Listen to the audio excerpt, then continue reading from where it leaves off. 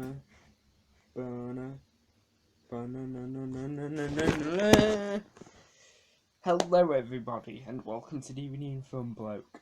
Today I'm going to be reviewing Jaws, one of my favourite movies of all time.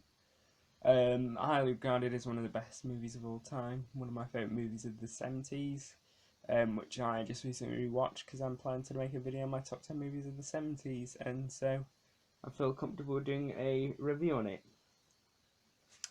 So I'll start with the showcase first. So we've got the cover, which is the close to the original poster art, but it's very similar to, I think there was a steelbook version of this, and they used a similar cover, you know, the black type thing with the shark. There's Chrissy right there from Jaws.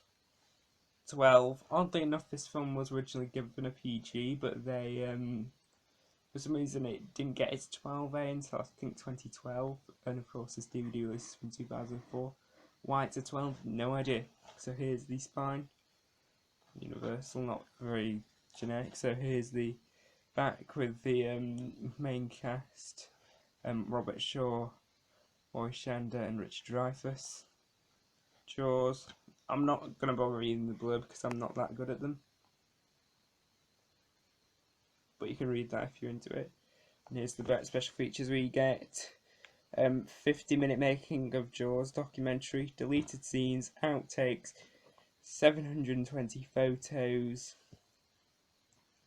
shark trivia game, get out of the water, screensavers, Shark World, free trailers, production notes, cast and filmmaker notes.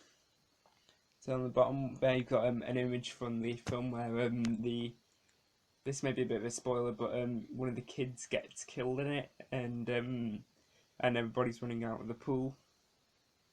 I really like this scene where where the shark enters into the pond area. So there's all the languages in that.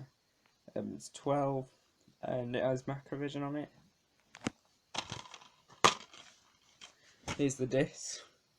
The same cover as the front.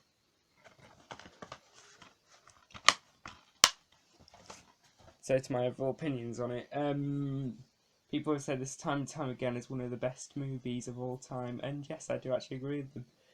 I was kind of glad I did rewatch it, because even though I did love Jaws the first time I watched it, it did, when they were on the boat, it did drag us slightly, but now I've rewatched it, you know, with a lot more of an open mind, and yeah, it's a really good movie. There's the good chemistry between the three men on the boat. It's a lot.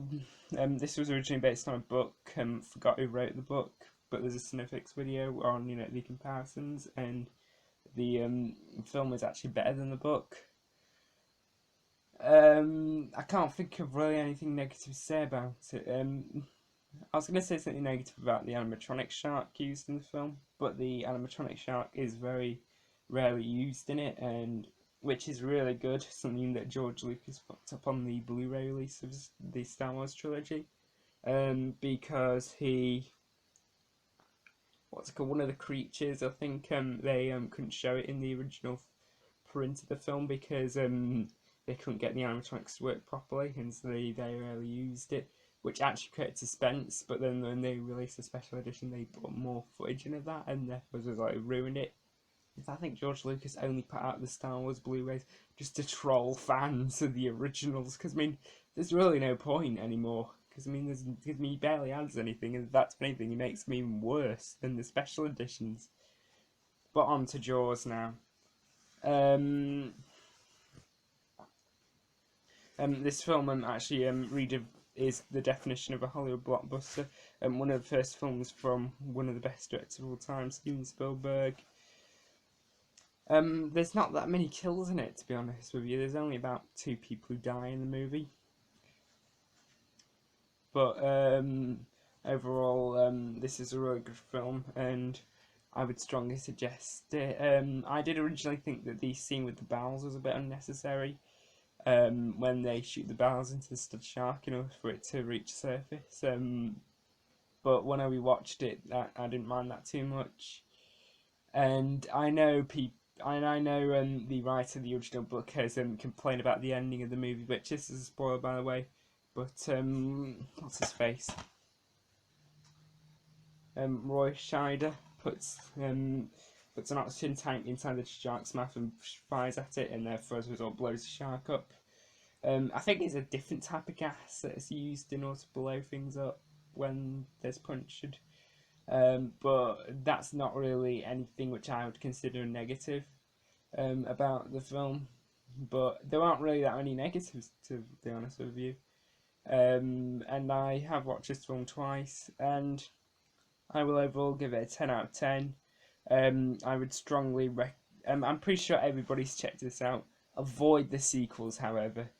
If you really do want to get Jaws, only get the first one. Jaws 2 is probably the better of the sequels, but it's just basically a repeat of this movie, except instead of being trapped on a boat, they're trapped on an island. Which, and then Jaws 3D was practically was kind of a joke in a way. And then Jaws 4, I think, was just basically, aka Michael Caine's holiday. But still, how the hell does the shark return? Because I mean, we surely get blown up and everything. But yes, I would strongly suggest you check out the original, and I will see you all next time for another review.